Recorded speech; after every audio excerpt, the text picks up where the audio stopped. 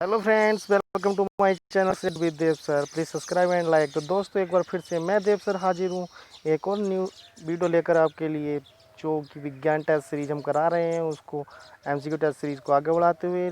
ये मेरा पार्ट 11 है। इससे पहले पार्ट 10 वीडियो जो है चैनल पर अपलोड की जा चुकी हैं। तो चलिए चलते हैं सीधी अपनी वीडियो पर। और आपको पहले मैं बता दूं, यदि आपने पहली बार चैनल को विजिट कर रहे हैं तो चैनल को सब्सक्राइब कर लें। साथ ही साथ वीडियो पसंद आए तो वीडियो को लाइक भी ज़रूर करें। और यदि आप पुरानी वीडियो देखना चाहते हैं तो वीडियो के डिस्क्रिप्शन लिंक में जाएं, वहाँ पर आपको प्ले लिस्ट का लिंक मिल जाएगा, वीडियो को आप देख पाएंगे। आगे चलते हैं तो सीधा ये देखिए साइंस एमसीक्यू टेस्ट सीरीज, जिसमें हमने 1500 प्लस क्वेश्चन का लक्ष्य रखा है। बहुत सारे प्रश्न आपके एसएससी एग्ज़ाम के लिए, रेलवे एग्ज़ाम के लिए बहुत ही बेनिफिशियल होने वाले हैं। साथ ही साथ किसी भी कॉम्पिटिटिव एग्ज़ाम के लिए जिसमें साइंस से प्रश्न पूछे जाते हैं, यह बहुत ही हेल्पफुल होने वाली है टेस्ट सीरीज़। तो इस टेस्ट सीरीज़ को, इस श्रृंखला को पूरा करें जब तक हमारे चैनल द्वारा ये श्रृंखला कराई जाती है। रोज़ वीडियो देखें और उसका फ़ायदा उठा जाएं। तो चलिए सीधा चलते हैं वीडियो पर। पहला प्रश्न आपके सामने डिस्प्ले पर आ ही गया होगा। पहला प्रश्न है, वयस्क मनुष्य के प्रति मिनट हृदय धड़कन की दर का सामान्य प्रयास क्या होता है? तो ये आपको बताना है। वयस्क मनुष्य के प्रति मिनट हृदय धड़कन की दर का प्रयास होता है ऑप्शन नंबर बी 60 से 80। आगे चलते हैं। सर्वग्राहक रक्तदाता का ग्रुप होता है, तो इसमें आपको सर्वग्राहक रक्तदाता का ग्रुप बताना है। चलिए ऑप्शन आपने लगा दिया होगा। सर्वदाता कौन सा होते हैं? तो सर्वग्राहक पूछा है इसमें। सर्वग्राहक रक्तदाता, तो सर्वग्राही होता है हमारा ऑप्शन नंबर बी, यानी कि ए बी जो है वो सर्वग्राहक है, और जो सर्वदाता है उसको ओ बोलते हैं। मानव शरीर के रक्त में से अशुद्धियों को छानकर अलग करता है, तो कौन सा पार्ट ऑफ बॉडी मानव रक्त की जो अशुद्धियाँ मिली होती हैं उसको छानकर अलग करता है? तो ये होते हैं हमारे किडनी, इनको गुर्दे बोलते हैं। आगे देखते हैं। खाद्य पदार्थों को ख़राब होने से बचाने के लिए प्रयोग किया जाता है। खाद्य पदार्थों को ख़राब होने से बचाने के लिए प्रयोग में क्या लाया जाता है? तो सही आंसर होगा बेंजाइक अम्ल। कहीं कहीं आपको सोडियम बेंजोएट भी देखने को मिल सकता है, और ये एग्जाम में काफ़ी बार रिपीट हो चुका है। इस मैनोमीटर चिकित्सकीय उपकरण का उपयोग किसके परीक्षण में किया जाता है? तो इस मैनोमीटर जो होता है ये रक्त चाप मापने के लिए किया जाता है। इसको आप ब्लड प्रेशर नापने में यूज करते हैं। ऑप्शन नंबर डी सही होगा। खून का वह महत्वपूर्ण घटक जो स्पंदन में सहायता करता है, तो उसको जमने में जो सहायता करता है उसका नाम इसमें मैं बताना है। प्रश्न 6 आंसर होगा 1 प्लेटलेट्स।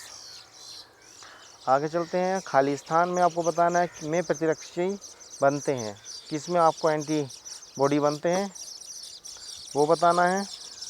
तो 7 का यही आंसर होगा आपका डी लसिका। चर्बी को हजम करने में जो पित्त द्रव सहायता करता है वह स्रावित कहाँ से होता है? तो देखिए ये पहले भी रिपीट हो चुका है प्रश्न। जिगर से, यकृत से पित्तरस निकलता है जो पाचन में बहुत ही सहायक होता है, और ये छोटी आंत में जाकर मिलता है। यकृत से निकलता है, पित्ताशय में इकट्ठा होता है और छोटी आंत में जाकर मिल जाता है। लाल रुधिर कणिका से बनती हैं। लाल रुधिर कणिका में क्या बनता है? प्रश्न नंबर 9 आंसर होगा यहाँ पर बी अस्थि मज्जा। आगे देखते हैं। लाल रक्त का आकार होता है। प्रश्न 10 आंसर होगा डी उभयोत्तल, अर्थात इनका जो आकार होता है ये बाहर की ओर उभरा हुआ होता है। मानव शरीर के भीतर खून निम्न की उपस्थिति के कारण नहीं जमता, तो ऐसा कौन सा पदार्थ होता है मानव शरीर में जिसके होने से खून जमता नहीं है? आपने देखा होगा यदि खून की एक बूंद बाहर पड़ जाए तो कुछ ही समय बाद वो जम जाती है, लेकिन मानव शरीर में रक्त जब तक मानव जन्म लेता है, जब तक मृत्यु तक पहुंचता है, रक्त जमता नहीं है। और ये उसका एकमात्र कारण है कि हमारी जो बॉडी के अंदर एक हिपेरिन नामक पदार्थ होता है, जिसकी उपस्थिति के कारण खून जमता नहीं है। तो ऑप्शन होगा बी सही है यहाँ पर। रक्त को जमाने में कौन सा प्रोटीन उपयोग में आता है? तो रक्त जमाने में कौन सा प्रोटीन उपयोग में आता है? प्रश्न 12 का सही आंसर होगा ऑप्शन नंबर ए, फाइब्रिनोजोन, जो विटामिन के इसमें सहायक होता है रक्त को जमाने में। एक वयस्क मनुष्य में रक्त की औसत मात्रा कितनी होती है? तो प्रश्न 13 का आंसर होगा सी, 5 से 6 लीटर। हृदयाणु का कितने प्रतिशत लाल रक्त कणिकाएं होती हैं? जो आरबीसी हमारी होती है उसमें कितनी प्रतिशत होती हैं रक्त कणिकाएं, ब्लड सेल्स? प्रश्न 14 का सही आंसर, यदि आप ऑप्शन नंबर सी के साथ जा रहे हैं 90%, तो आप बिल्कुल सही जा रहे हैं। आगे चलिए।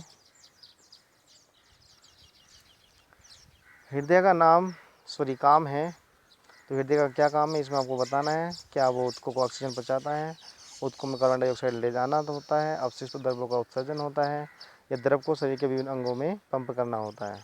तो जी हाँ, सही आंसर आपने पहचान लिया होगा, ऑप्शन नंबर डी यहाँ पर सही होगा। रक्त का एकमात्र कार्य होता है कि हृदय को शरीर के सभी अंगों तक पंप करना। ऑक्सीजन लेने का कार्य जो करते हैं यहाँ पर ऊतकों में, वो हमारी हीमोग्लोबिन का कार्य होता है। और अपशिष्ट द्रवों का उत्सर्जन जो करता है वो हमारे कौन करते हैं? किडनी करती है, जिसको आप गुर्दा भी बोलते हैं। निम्नलिखित में से कौन सा मांसभक्षी पौधा होता है? तो इसमें एक मांसभक्षी पौधे का नाम बताना है।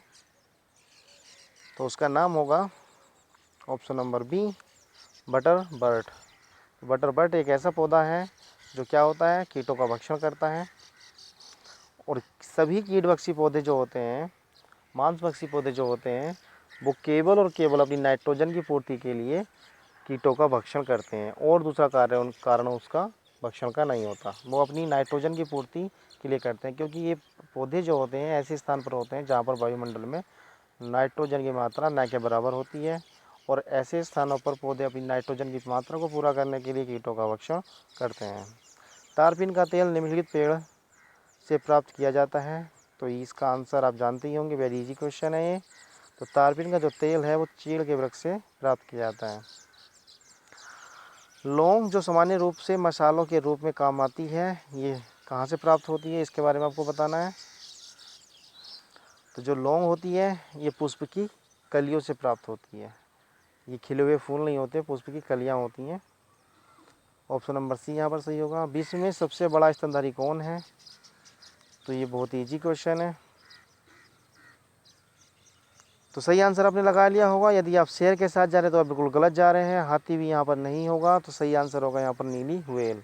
ये एक जलीय प्राणी है जो जल में सर्वाधिक विशालकाय जंतु है, और जल ही में नहीं, संसार का सबसे बड़ा विशालकाय जंतु नीली व्हेल ही है।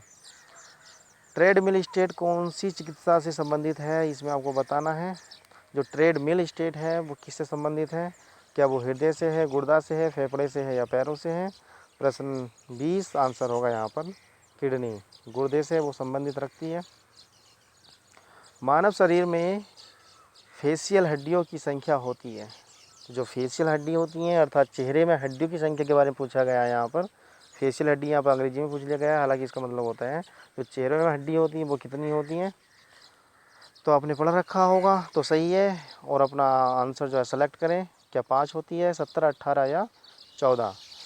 तो यदि आप 14 के साथ जा रहे हैं तो बिल्कुल सही जा रहे हैं। 14 हड्डियाँ हमारे चेहरे में पाई जाती हैं।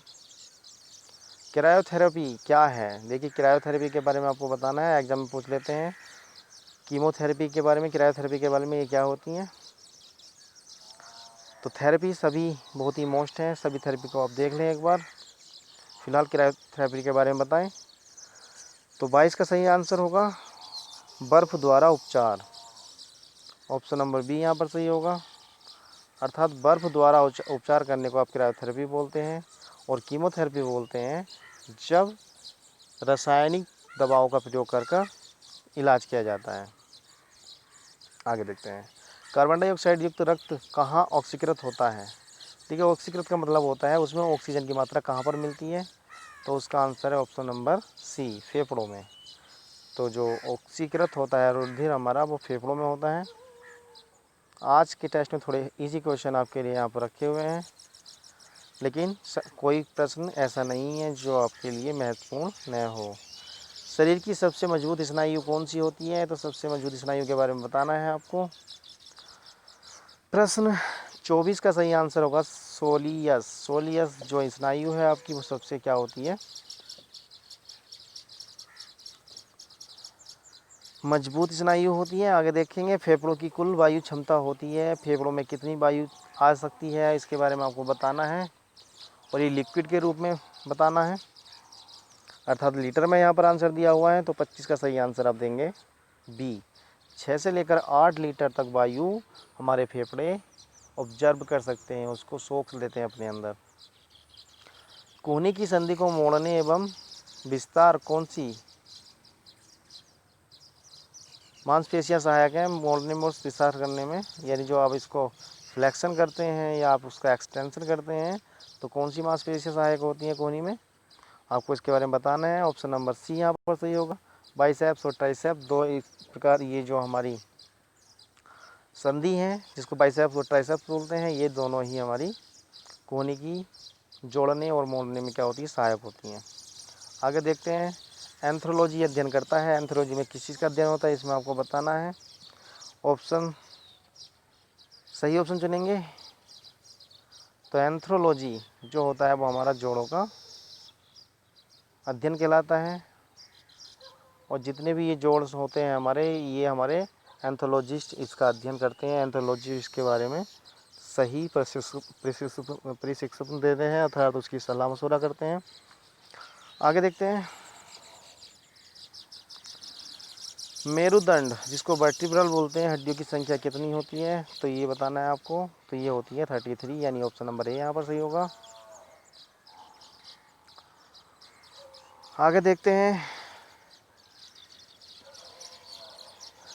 ह्यूमरस हड्डी स्थित होती है, तो ह्यूमरस के बारे में आपको बताना है। तो जो ह्यूमरस हड्डी होती है वो हमारी कहाँ होती है? ऊपरी लिम्ब में होती है। सही आंसर होगा इसका ए, ऊपरी लिम्ब में। पौधे जो अपना खाद्य बना सकते हैं कहलाते हैं, जो अपना खाद्य बना सकते हैं उन पौधों को क्या कहते हैं इसमें बताना है आपको। प्रश्न नंबर हमारा है 30। तो जो पौधे अपना खाद्य बना सकते हैं, अपने भोजन स्वयं उत्पन्न कर सकते हैं, उनको बोलते हैं ऑटोट्रोफ। ऑटोट्रोफ वे पौधे होते हैं जो स्वयं अपना खाना बना लेते हैं, और जो पौधे दूसरों पर निर्भर करते हैं उनको आपको पता होगा उसको बोलते हैं पैरासाइट। ये पैरासाइट होते हैं। एकल कोशा प्राणियों को वर्गीकृत किया जाता है, तो जो एकल कोशा प्राणी होते हैं उनको किस प्रकार से वर्गीकृत किया गया है? स्तनियों के रूप में, मोलास्क के रूप में, प्रोटोजोअन के रूप में, या आर्थ्रोपोड के रूप में? आपको बताना है सही आंसर। तो सही आंसर होगा आर्थ्रोपोडा। तो आर्थ्रोपोडा जो प्राणी होते हैं हमारे, ये एकल कोशा प्राणियों का एक समूह होता है। ऑप्शन यही सही होगा। निम्नलिखित में से कौन सी संरचना प्रोकैरियोटिक कोशिका में नहीं पाई जाती है? तो जो प्रोकैरियोटिक कोशिका होती है उनमें कौन सी संरचना नहीं पाई जाती, इसमें आपको बताना है। क्या इसमें राइबोसोम होता है, कोशिका झिल्ली है, कोशिका भित्ति है, या केंद्रक झिल्ली है? तो सही आंसर आपको सेलेक्ट करना है। तो सही आंसर होगा केंद्रक झिल्ली। जो प्रोकैरियोटिक होते हैं इनमें कोशिका झिल्ली नहीं पाई जाती है। आगे देखते हैं एफ्लाटॉक्सिन नामक विष उत्पन्न किया जाता है। एफ्लाटॉक्सिन जो है, ये जो विष है ये उत्पन्न किया जाता है ऑप्शन नंबर सी, यानी फंक्स द्वारा। फंक्स क्या बोलते हैं? फंक्स बोलते हैं दांतों को, जो दांत होते हैं उनको फंक्स बोलते हैं। मानव शरीर के किस अंग में रुधिर ऑक्सीजन युक्त होता है? यानी कौन सा ऐसा हमारा अंग है जिसमें जो रुधिर है वो ऑक्सीजन युक्त होता था, तो उसमें ऑक्सीजन की पर्याप्त मात्रा मिली हुई होती है। प्रश्न 34 का सही आंसर आपको लगाना है। तो ये होते हैं हमारा फेफड़ा। फेफड़े में ऑक्सीजन रुधिर में मिलाई जाती है। नैप्थोक्विनोन निम्नलिखित में से किसका रासायनिक नाम है? तो नैप्थोक्विनोन किसका नाम है? प्रश्न नंबर 35 का सही आंसर होगा सी, विटामिन के का ये रासायनिक नाम है। विटामिन ए का रेटिनॉल होता है। सी का क्या होता है? एस्कॉर्बिक एसिड होता है। आगे देखिए जैविक रंजक जिनसे मनुष्य में त्वचा का रंग निर्धारित होता है को निम्नलिखित में से क्या कहा जाता है। देखिए ये बहुत ही इम्पोर्टेंट क्वेश्चन है। आपने पढ़ा होगा, अभी तक आज तक पढ़ा होगा कि हमारी बॉडी के अंदर जो रंग उत्पन्न होते हैं वो कौन कौन से होते हैं। मैं आपको बता देता हूँ। जो हमारे रुधिर का रंग होता है वो हीमोग्लोबिन के कारण होता है, और हमें जो पीलिया होता है जिसमें हमारे रुधिर का रंग पीला होने लगता है तो उसमें बैलबुमिन की मात्रा बढ़ जाती है। बैलबुमिन एक हमारा हार्मोन्स है जो यकृत में उत्पन्न होता है। अगर उसकी मात्रा ज़्यादा हो जाती है बैलबुमिन की तो हमारा रक्त का रंग पीला हो जाता है और कहते हैं कि पीलिया हो गया है। क्योंकि ये यकृत से संबंधित है, इसलिए जो पीलिया होता है उसमें हमारा लीवर दोष युक्त हो जाता है। और साथ ही साथ ये तीसरा रंग की जो मैं बात कर रहा हूँ जिसमें हमारी त्वचा का रंग निर्धारित करता है, ये होता है मेलेनिन की मात्रा। यानी जितना मेलेनिन होगा उतनी ही त्वचा का रंग जो होगा वो काला होगा, और जितना मेलेनिन नामक पदार्थ कम होगा हमारी त्वचा में उतना ही उसका रंग साफ होगा। आगे देखते हैं, तो ऑप्शन बी यहाँ पर सही होगा। प्रश्न 37 है, वाटसन एवं क्रिक ने जिस डीएनए अणु की संरचना का प्रतिरूप प्रस्तुत किया उसे अब क्या कहते हैं। वाटसन और क्रिक दो वैज्ञानिक हुए हैं, बहुत ही मशहूर वैज्ञानिक, जिन्होंने वो डीएनए पर बहुत ही ज़्यादा रिसर्च की है। तो उन्होंने जो है डीएनए के अणुओं की संरचना का प्रतिरूप इस पर जो प्रस्तुत किया था उसको अब हम किस नाम से जानते हैं, इसमें प्रश्न में हमें ये बताना है। तो सही आंसर होगा, उसको हम बी डीएनए बोलते हैं। जो वाटसन और क्रिक ने दिया था उसको बोलते हैं आज हम बी डीएनए। मूल गोप जिसको रूट कैप नहीं पाया जाता है वो किस में नहीं पाया जाता है। देखिए, मरुस्थलीय पौधों में नहीं पाया जाता है, जलीय पौधों में नहीं पाया जाता है, समुद्रविद में या फिर लवणमोद्भिद में। तो सही आंसर इसमें चुनना है आपको, जलीय पौधों में मूल गोप नहीं पाया जाता है। अर्थात ये इनकी मूल के ऊपर कोई कैप लगा हुआ नहीं होता है। जो जड़ होती हैं वो बिल्कुल फ्री होती हैं, वो डायरेक्ट पानी को ले सकती हैं। आपने जलीय पौधे देखे भी होंगे, आपने एक देखा होगा जो कमल का पौधा होता है उसके नीचे बिल्कुल वो खाली होता है, अगर उसको दबाओ तो नीचे उसके पानी निकल जाता है, उसमें छिद्र युक्त होता है। अर्थात उसके ऊपर कोई कैप लगा हुआ नहीं होता, वो सीधा डायरेक्टली पानी से अपने जो भोज्य पदार्थ हैं, खनिज लवण हैं, उनको ले लेते हैं। तो मूल गोप जो होता है, जो कैप रूट है, वो किस में नहीं पाया जाता है, जलीय पौधों में नहीं पाया जाता, याद रखेंगे। गलसुआ जिसको मम्स एक वायरल रोग है जो सूजन पैदा करता है। गलसुए में कहाँ सूजन होता है आपको बताना है। प्रश्न नंबर 39 का सही आंसर होगा कर्णपूर्व ग्रंथि में।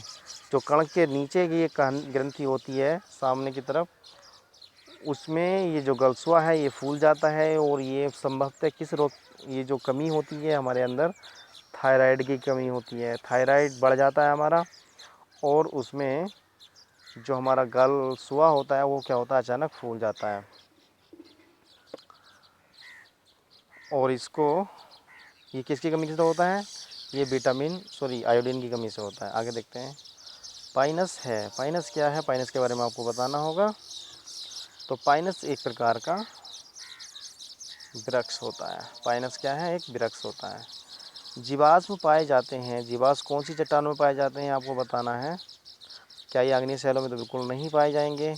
क्वार्टज में नहीं, मिट्टी में नहीं, अवसादी शैलों में। देखिए अवसाद का मतलब भी क्या होता है, जो सामान इकट्ठा होकर, जो बेकार सामान इकट्ठे होकर एक रूप ले लेते हैं उसको अवसाद कहते हैं, अवसादी चट्टानें कहते हैं, अवसादी शैल कहते हैं।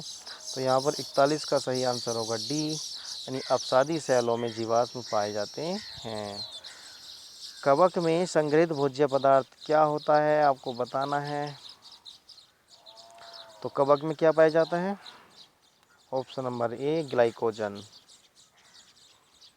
कौन सा वायवीय एवं अवायवीय श्वसन में समान रहते हैं, समानावस्था, पायरुविक अम्ल, ये ग्लाइकोलिसिस, और या फिर उपयुक्त सभी। तो इसमें आपको बताना है सही आंसर। 43 का सही आंसर होगा ग्लाइकोलिसिस। ग्लाइकोलिसिस यहाँ पर आपका सही आंसर होगा।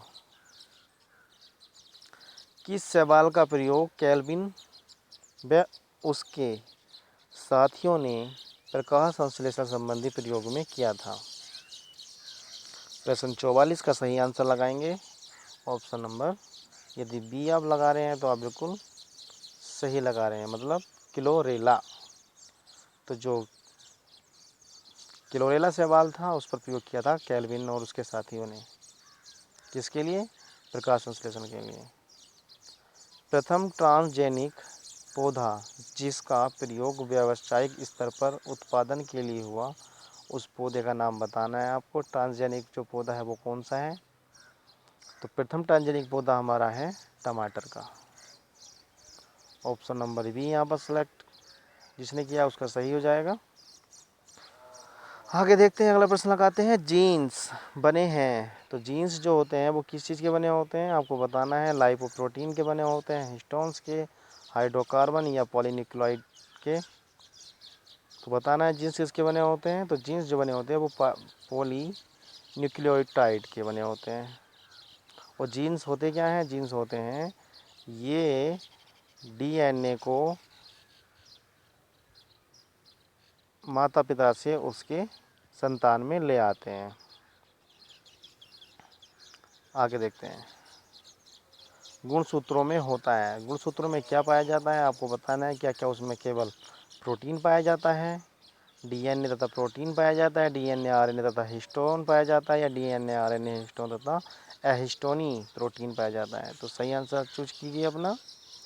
तो यहाँ पर सही आंसर लगेगा ऑप्शन नंबर बी, यानी डीएनए तथा प्रोटीन। गुणसूत्रों में केवल डीएनए और प्रोटीन ही पाया जाता है, आरएनए का नामो निशान नहीं होता। दीमक लकड़ी का पाचन ऐसे एंजाइम की सहायता से करती है जो स्रावित होती है।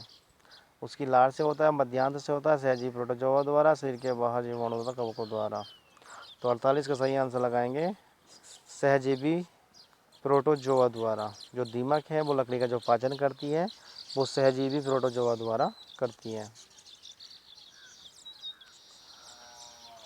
पीत ज्वर जिसको येलो फीवर का स्थानांतरण होता है, पीत ज्वर कहाँ से होता है, किसके द्वारा फैलता है आपको बताना है।